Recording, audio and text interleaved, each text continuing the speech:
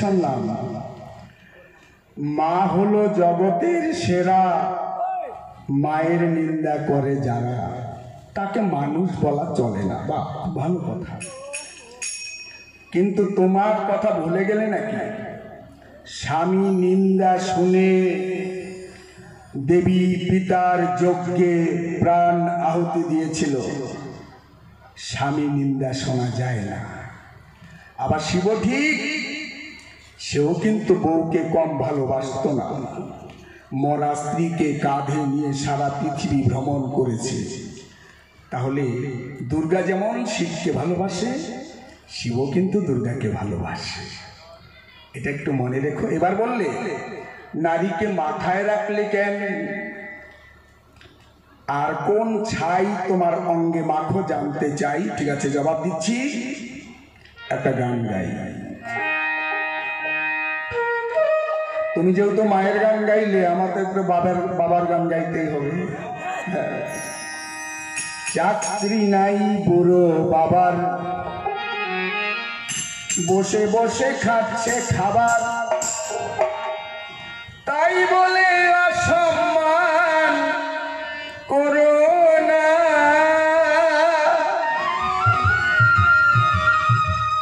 একটু ভালো করে দেখো ভেবে, তুমি একদিন বুড়া হবে। সেই দিন তোমার ছেলে তোমার সম্মান করবে না। বাবার মনে কষ্ট দিও না ও বন্ধুরা, বাবার মনে দুঃখ দিও না। রাখলা মায়ের এক ফোঁটা দুধের ঋণ শোধ হবে না কোনোদিন। আহা, কথাটা কিন্তু খুব মর্মান্তিক। মায়ের দুধের ঋণ কোনোদিন কেউ শোধ করতে পারে না। কিন্তু এখানে করেছ আলোচনা, মায়ের এক ফোঁটা দুধের ঋণ শোধ হবে না কোনোদিন। ও স্বপ্না দাসী, আমি তোমার কাছে জানতে চাই, এই যে মায়ের যে দুগ্ধ, যেটার জন্য সন্তান মুগ্ধ, কি বাহাদুরির কথাটাই না কইল। হ্যাঁ, মায়ের এক ফোঁটা দুধের ঋণ শোধ হবে না কোনোদিন। মনে হয় দুধ তার বাপের বাড়ির থেকে নিয়ে আসে। হ্যাঁ, তার বাপের বাড়ির থেকে নিয়ে আসে সম্পদ। কোনোদিন উপায় নাই। আমি রাধামোহন বলছি, রাধামোহন হয়ে বলছি, আমার মা যতদিন ছিল বাপের বাড়ি, যখন ছিল কুমারী, তখন যদি আমার মায়ের কাছে কেউ গিয়ে বলতো, কুঞ্জলতা দেবী ওষুধ খাওয়ার জন্য একটু দুগ্ধ চাই, আমার মায়ের কি দেওয়ার ক্ষমতা ছিল? নাই নাই নাই। মা যখন আমার বাবার কাছে এলো, বাবার কৃপা পেল, তারপর স্তনে দুগ্ধ জন্ম নিল। যদি বলতে যাই এই মায়ের দুধ, এটা হচ্ছে আমার বাবার কামাই। কি বাহাদুরি! বাপের বাড়ি থেকে লই এসে। তাই শোন, গানটা শোন। আহা, চাকরি নাই বুড়ো বাবার, বসে বসে খাচ্ছে খাবার, তাই বলে অসম্মান করো না। ভালো করে দেখো ভেবে, তুমি একদিন বুড়া হবে। ভালো করে দেখো ভেবে, তুমি একদিন বুড়া হবে। সেই দিন তোমার ছেলে তোমায় সম্মান করবে না। বাবার মনে দুঃখ দিও না ও ছেলেরা, বাবার মনে কষ্ট দিও না।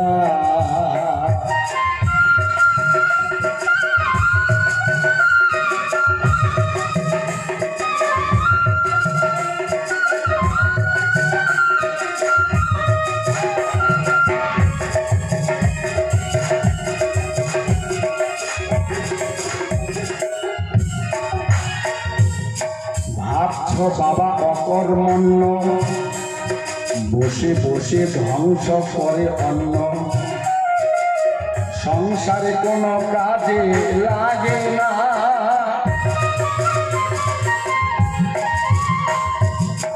কি দরকার বুড়ো বেটা মরে গেলে যে তো লেখা, কি দরকার বুড়ো বেটা মরে গেলে যে তো লেখা, মনে মনে করো বাবার মৃত্যু কামনা, পর যদি ঘর বিপদে বেকার বাবার আশীর্বাদে, পর যদি ঘর বিপদে বেকার বাবার আশীর্বাদে বেঁচে যেতে পারে তোমার অমূল্য জীবন খানা। বাবার মনে দুঃখ দিও না ও বন্ধুরা, ছেলেরা বাবার মনে কষ্ট দিও না।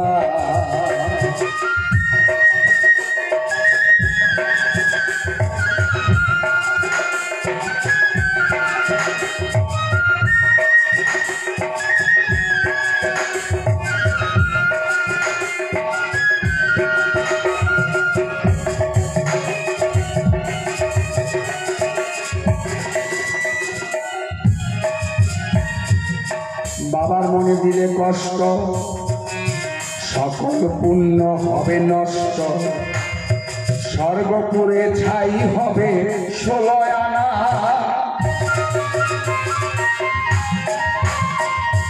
বাবার মনে দিলে কষ্ট, সকল পুণ্য হবে নষ্ট, স্বর্গপুরে ছাই হবে 16 আনা। পিতা স্বর্গ পিতা ধর্ম, যে না বোঝে পিতার মর্ম,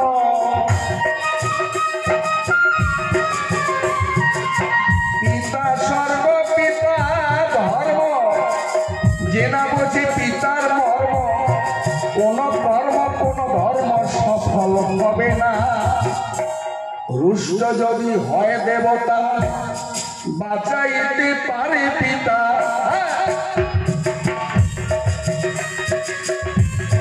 রুষ্ট যদি হয় দেবতা বাঁচাইতে পারে পিতা, পিতার অভিশাপ খণ্ডাতে ব্রহ্মাও পারে না। বাবার মনে কষ্ট দিও না ও বন্ধুরা, বাবার মনে দুঃখ দিও না।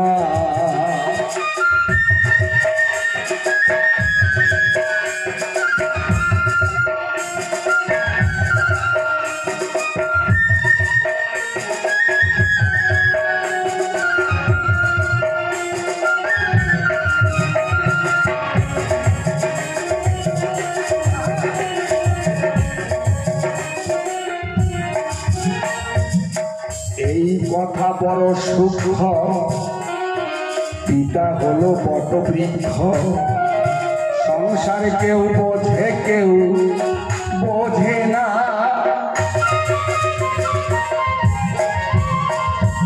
পিতা হলো মাথার ছাতা, পিতাকে বলো না যাতা, পিতা হলো মাথার ছাতা, পিতাকে বলো না যাতা। এই ছাতা সরে গেলে কিছুই রবে না, করলে পিতা মাতার যতন মিলবে অমূল্য রতন, ইহকালে পরকালে তোমার ভাবনা রবে না। শোনো, নারী আর পুরুষ এই জগতে যাহা দেখিতে সুন্দর, অর্ধেক করিয়াছে নারী, অর্ধেক করিয়াছে নর। একটা পাখি একটা পাখা দিয়ে উড়তে পারে না, তেমনি একটা সংসার একজনে সাজাইতে পারে না, দুইজনের দরকার আছে, যেহেতু সময় শেষের দিকে চলছে। নইলে 3 দিন 3 রাত্রে এই পালা শেষ হবে না। যেহেতু আজকে কমিটির কাছে প্রার্থনা, আপনারা আগামীতে যখন আবার বাউলের ব্যবস্থা করবেন, বাউল গানটা দেবেন আগে, আর যত নাচানাচি আছে ওগুলি দেবেন পরে, তাহলে ভালো হয়। এবার শোনো,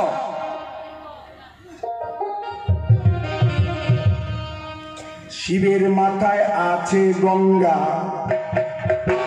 তোমারে জানাই, আবার ব্যস্ত সুন্দর জিজ্ঞাসা করলে কথা ভুলি নাই।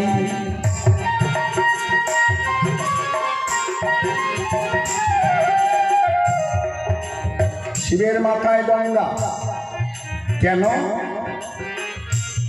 এটা বেশি ভালোবাসলে তা করে। অনেকে কয় না, বউটারে একবারে ভালোবাসতে বাসতে মাথায় তুলে ফেলাইছস।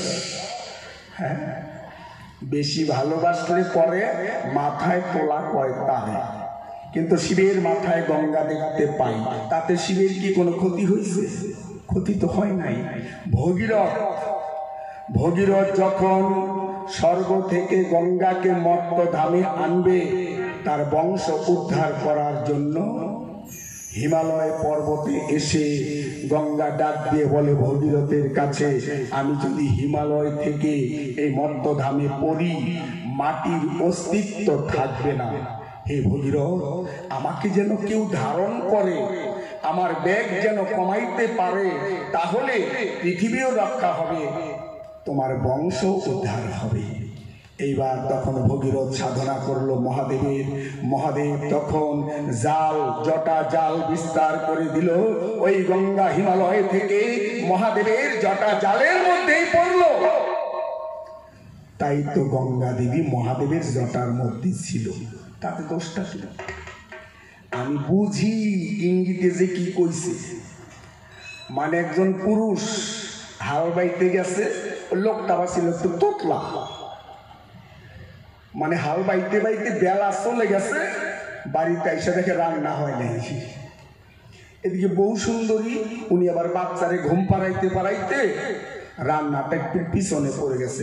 স্বামী হাল বাইতে বাইতে ক্ষুধা লেগে গেছে, বাড়িতে এসে যখন দেখলো রান্না হয় নাই, মানে তোতলা রাগে চোটে বউকে যে গালি দিবে, কথা তো বের হয় না, রাগের চোটে খালি করতেছে আজকে so so so so so.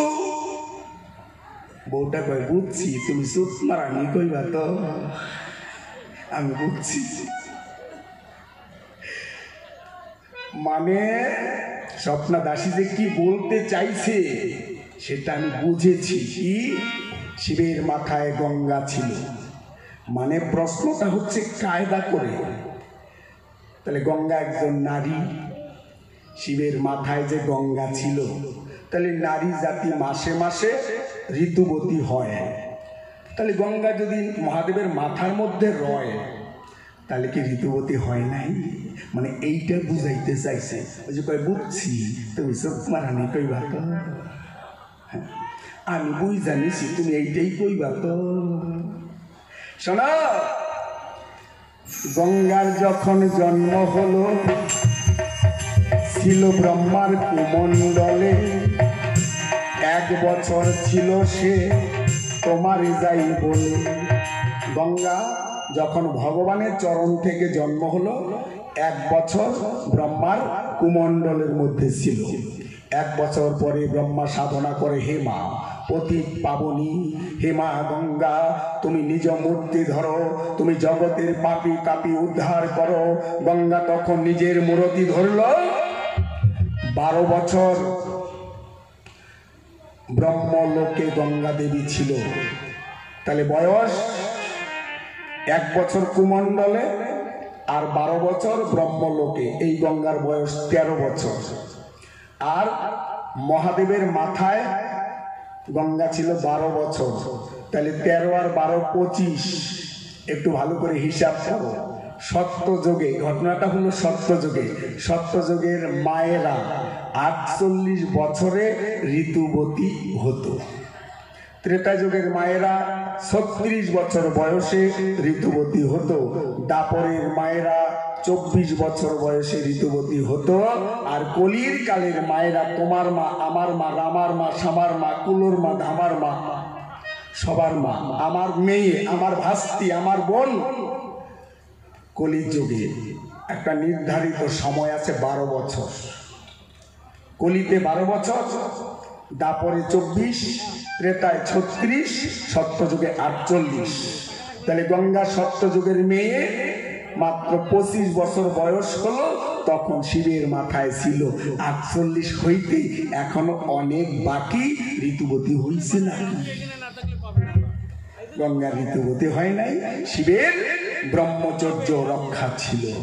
এইবার কেন আমি অঙ্গে মাখি ছাই, এটাই জবাব দিচ্ছি। শোনো শোনো গৌরী দেবী তোমার যাই কইয়া, আবার কেন অঙ্গে ছাই মাখি শোনো মন দিয়া।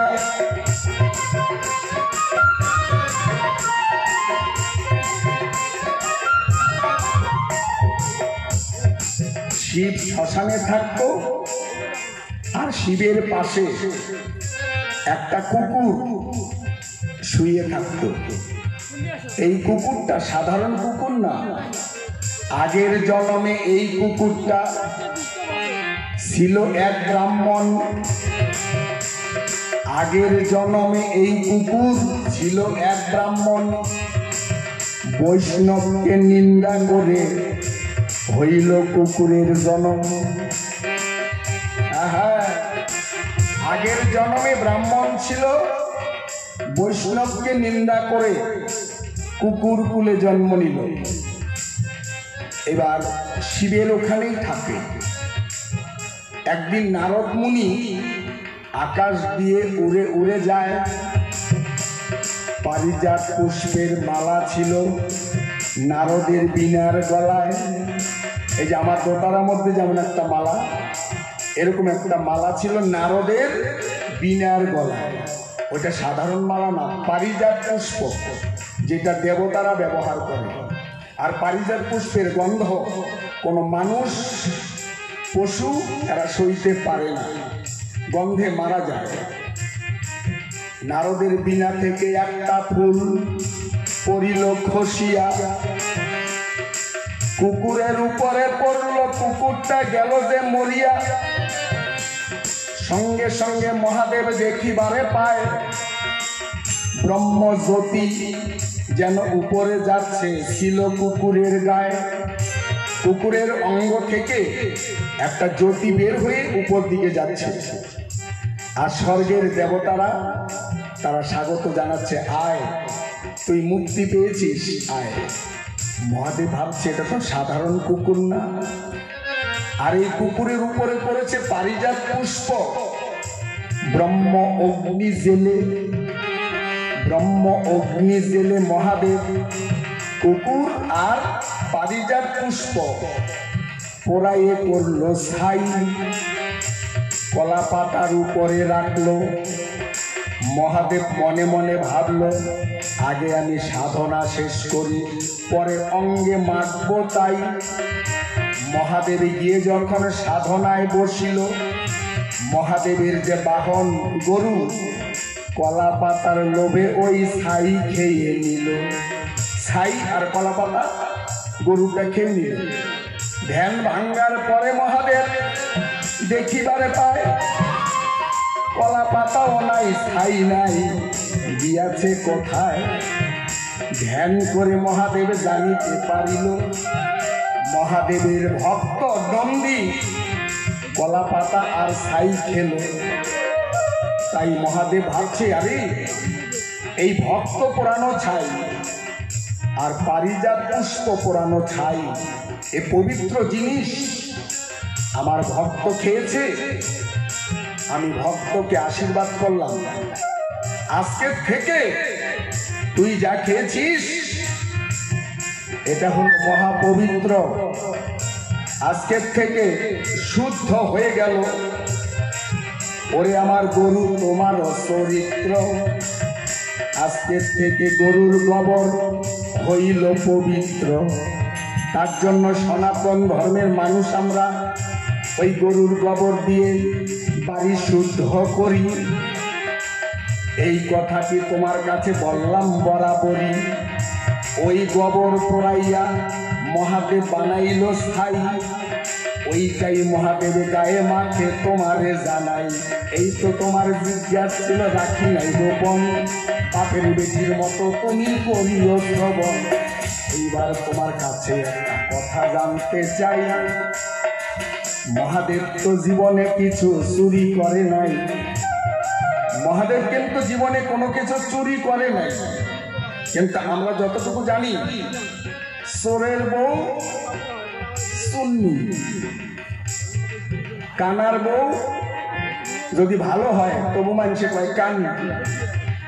ডাক্তারের বউ একটা ট্যাবলেটের নাম জানে না তবু কয় ডাক্তার নি। মাস্টারের বউ লেখাপড়া না জানলেও কয় মাস্টার নি। সামারে বউ সামান্নি, কামারে বউ কামান্নি, নাপিতের বউ নাপিনি, চোরের বউ সুন্নি। কিন্তু মহাদেব জীবনে চুরি করে নাই। তোমায় কেন সুন্নি বলে জানিবারে চাই। মিথ্যা কথা বলো না গো, ওগো মহাদেব তোমারে জানাই, এক নম্বরে চুরি করেছে একটা জিনিস মহাদেব গোসাই। আচ্ছা, একটা নারীর মন যদি পুরুষ না চুরি করতে পারে তবে কি নারীটা শ্বশুর বাড়িতে আসতে পারে? সেইভাবে তুমি দুর্গার মনে চুরি করেছো আমি জানতে পাই। ধরো সেই কারণে দুর্গাকে চুন্নি বলে ডাকে তারা যে সবাই। এটা মিথ্যা না। আমার বাবা যদি মায়ের মন না করি তো চুরি, তবে কি আর রাধা মোহন ভবে জন্ম ধরি? এটা ঠিক।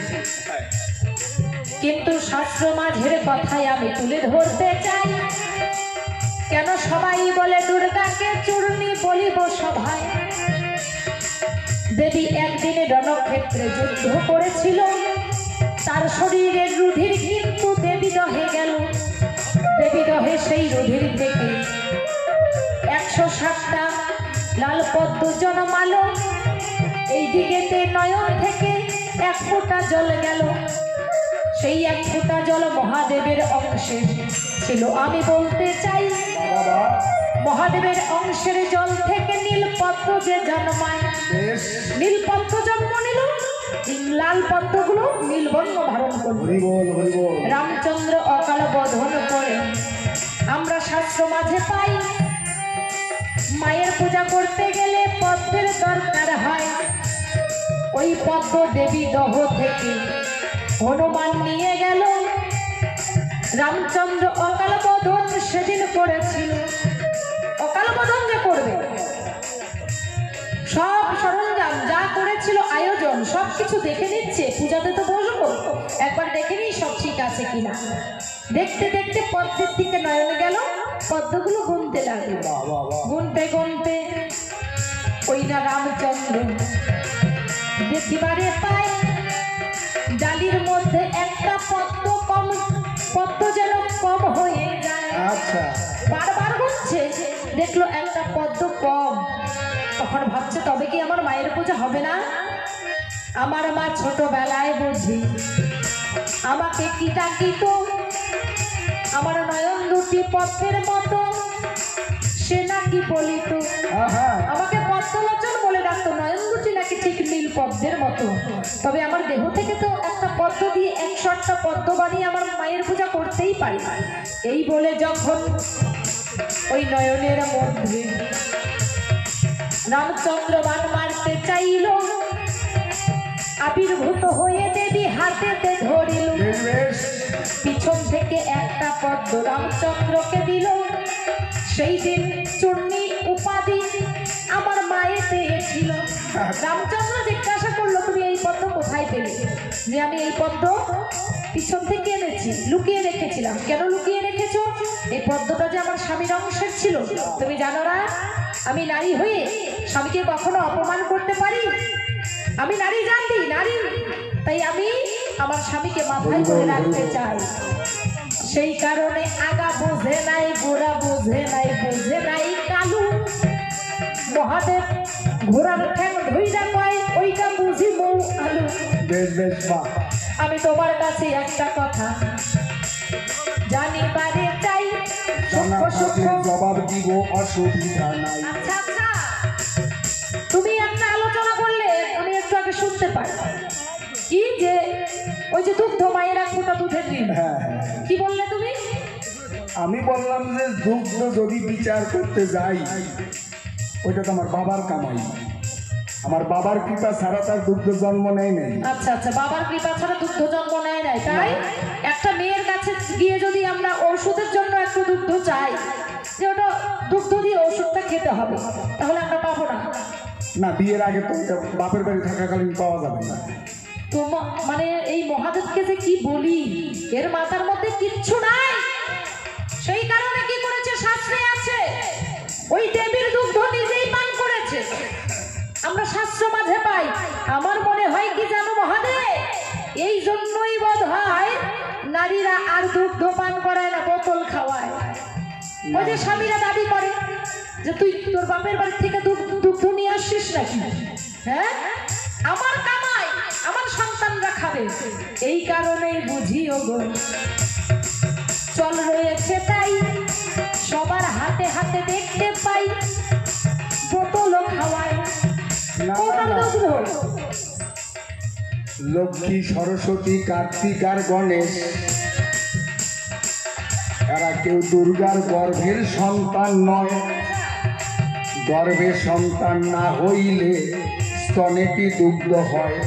যদি নাই হবে তাহলে শুনেছি যে মহাদেব গোসাই নাকি দুর্গার স্তন পান করেছিল। হ্যাঁ, স্তন পান করেছিল। তাহলে শাস্ত্রের কথা কি ভুল? না না না, শাস্ত্রের কথা নয় গো ভুল। শোনো মন দিয়া, ওই যে সমুদ্র মন্থনের কালে সুধা যায় উঠিয়া, সবাই সুধা নিল, মহাদেবকে কেউ নাহি দিল। দুর্গা একটু সুধা করে নিল চুরি, স্তনের মধ্যে গোপন করে রাখিয়াছে গৌরী। একটু সুধা চুরি করে নিয়ে স্তনের মধ্যে গোপনে রেখেছিল। এবার শিব যখন বিষ পান করে, এবার বিষ একমাত্র সুধা খেলে বিষের তেজ কমে যায়। নারদ মুনি ডাক দিয়া কয়, ওগো আমার মামি, বিষ পান করে অচৈতন্য হইল তোমার স্বামী। তোমার কাছে আছে সুধা, আমার আছে জানা, এইখানে তো অন্য কেউ আর তো দেখি না। তোমার স্তনের সুধা মামার মুখে দাও গো এবার তুলে, তবে যদি মামার বিষ একবারে যায় চলে। তাই তো দেবী দুগ্ধ নয় সুধা দিল, এখনো আছে বর্তমান। আপনারা যদি কেউ বীরভূমে তারাপীঠ মন্দিরে যান, তারা মায়ের ছবিটা কিরকম আমরা যেরকম এদিকে দেখতে পাই, শিবের বুকে পাড়া দিয়ে কালী আছে। আর তারা মায়ের মন্দিরে গেলে সেখানে তারা মায়ের কোলে শুয়ে মায়ের দুগ্ধ পান করতেছে ভোলানাথ। ওই যে সমুদ্রেরও পারে ভোলানাথ সুধা পান করে, ওইটা দুগ্ধ তো ছিল না। আবার সুধা পান করেছিল শেষ আলোচনা। কিন্তু সে মানলাম যে সেটা দুগ্ধ ছিল না, সুধা ছিল, কিন্তু পান তো করলো নারী সমাজে। হ্যাঁ, সে তো লজ্জা পেল। কেন লজ্জা পাবে? স্বামী হয়ে স্তন পান করলো না, লজ্জা বিষয়। ওখানে আর কেউ ছিল না তো, খালি ছিল ভাগিনা, আর কেউ দেখে নাই। মানে নারদ ছিল। হ্যাঁ। আচ্ছা আচ্ছা, তবে শোনো শোনো ওগো পুরুষ, তবে দেখো এই যে লজ্জা কেন? নারী যাহা কিছু প্রিয় জিনিস আগে স্বামীরে খাওয়ায়, যেটা যেটা প্রিয় সেটা আগে স্বামীকে দেয়। তাহলে মাতৃ সুধা, এই যে ভান্ডে যে সুধা, যেই সুধা খেলে চলে যায় ভবের ক্ষুধা, ওটা মহাদেবকে দিবে না, দিবে কাকে? তাহলে তুমি মানলে নাকি? মানে নারীর যেটা প্রিয়, যেটা দামি, হ্যাঁ, সেটা কিন্তু স্বামীকে দেয়, সেটা মানলে। হ্যাঁ, দেয়, মানে দেয়, নারী দেয়। পুরুষকে দেয়। হ্যাঁ, দেয়, দেয়। স্বামী বলতে পুরুষ। হ্যাঁ। তাহলে মানলে যে নারী পুরুষেরও ভালো যায়, তার মানে নারী তো উপরে। শোনো, দিবে না কেন? ভালো জিনিসটা দিবে না কেন? যেটা ভালো জিনিস ওটা সবচাইতে দামি, আবার সবচাইতে দামি হচ্ছে স্বামী, এই জন্যই দেয়। কিন্তু দেখো ওই না দেবীর পূজা করে যদি কেউ হ্যাঁ প্রসাদও খায় তার জীবন নাকি ধন্য ধন্য ধন্য হয়ে যায়। হ্যাঁ কিন্তু মহাদেবের পূজা করে, মানে মহাদেব হচ্ছে পুরুষ, মহাদেবের পূজা করে যদি কেউ প্রসাদ খায় তার নাকি পরের জন্মে কুকুর কুলে জন্মায়। ও হ্যাঁ হ্যাঁ, কথাটা খুব দামি কথা বলেছো, তার জন্য তোমাকে ধন্যবাদ জানাই। মহাদেবের পূজার প্রসাদ খায় সে পরজন্মে কুকুর জন্ম পায়, কথাটা ঠিক, কিন্তু কথাটা ওই রকম না। যারা জীবনে বাবা মায়ের পূজা করে না, যারা জীবনে বাবা মাকে ভাত দেয় না, যারা জীবনে বাবা মায়ের চরণে প্রণাম করে না, যারা বাবা মাকে দেখতে পারে না, এরকম মানুষ আছে না? দু চারজন আছে তো। বাবা মাকে ভাত দেয় না, বাবা মাকে ধরে মারে, আছে আছে বলেই তো বৃদ্ধাশ্রমগুলো হচ্ছে। এরকম আছে। ওই মানুষটা যদি গিয়ে শিবের পূজা করে, শিবের অভিশাপে ওইটা পরজন্মে কুকুর কুলে জন্ম ধরে। শিব ঠাকুর রাগ হইয়া ওই পাষণ্ডেরে কয়, আসল দেবতা তোর ঘরের মধ্যেই রয়, বাবা মাকে ভাত দিলি না, প্রণাম করলি না, আবার তাদের ধরে মারো, আসল ঠাকুর ঘরে থুইয়া এসে আমার পূজা করো। তাই আমার পূজা করে প্রসাদ খাবি, ও তুই কুকুর জন্ম পাবি। আমার আগে ঘরে গিয়ে মা বাবার সেবা করবি। তাহলে দেখো মহাদেব কি সুন্দর একটা বিধান দিয়েছে, আগে মা বাবার সেবা, এটা হচ্ছে সঠিক কর্ম। তার মানে কালী পূজা মহাদেবের পূজা অবশ্যই অবশ্যই করতে হবে, কিন্তু প্রথমে পূজা দিতে হবে তার ঘরের বাবা মা। অবশ্যই ঘরে যদি মা থাকে, ঘরে যদি বাবা থাকে, সেই পূজা আগে দিয়ে তারপর মাটির মূর্তির পূজা দিতে হবে। হ্যাঁ হ্যাঁ হ্যাঁ। তবে আর কেন এত আড়াআড়ি, আমি বলতে চাই রাত্রি অধিক হয়ে গেছে, তুমি দেখো না গো তাই। মূল মন্ত্র কি? বাবার মন্ত্র আর মায়ের মন্ত্র কি? বাবার মন্ত্র হচ্ছে পিতা সর্বপিতা ধর্ম পিতা হি পরমং তপ পিতরি প্রীতিমা পণ্যে প্রিয়ন্তে সর্বদেবতা।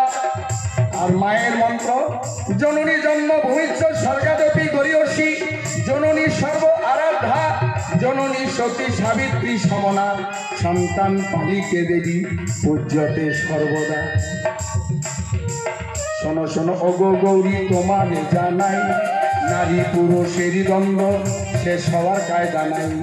এইখানেতে মোদের দ্বন্দ্ব দিব সাঙ্গ করি, আসরেতে এখনো যারা আছেন ভক্ত নরনারী, আপনাদের চরণেতে লইলাম শরণ। যদি কিছু ভুল ত্রুটি হয় করিবেন মার্জন। আর যদি মনে চান রাধামণির গান, স্বপ্না দাসীর গান আমরা আরো শুনতে চাই, বাড়িতে গিয়েও শুনতে পারবেন, অসুবিধা নাই।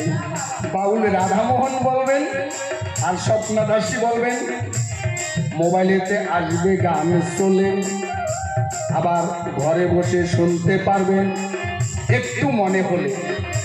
তাই অবশ্যই আপনারা শুনবেন আর আশীর্বাদ করবেন। এইটুকু ভিক্ষা মাগি, আবার আপনাদের চরণেতে দিলাম ভক্তি হইয়া অনুরাগী। তবে আরেক কথা বলবো, হেথা আমার মাইকম্যান দাদা যিনি, ওনার সঙ্গে অনেক দিন আগের থেকেই আমার আছে চিনা চিনি।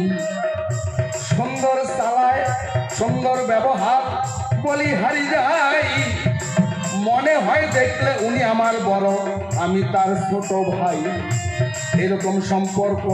অবশ্যই এই এলাকায় যে কোনো অনুষ্ঠান হলে ওনার মাইক আপনারা আনবেন বলে দিলাম সকল। তবে কমিটির সকল সদস্যবৃন্দকে প্রণাম জানাইয়া এখানে আমরা শেষ করব, আজকের মতো যাব বিদায় নিয়া। জয় জয় শিব গৌরী প্রেমানন্দে সবাই হরি বল হরি বল হরি বল। জয় মা কালী, জয় শিব, জয় মা কালী, জয় শিব। ধন্যবাদ। বলো মহাদেব। হর মহাদেব। খুব ভালো লাগলো, শান্ত পরিবেশ, সুস্থ পরিবেশ, ভক্ত পরিবেশ। রাধে রাধে রাধে।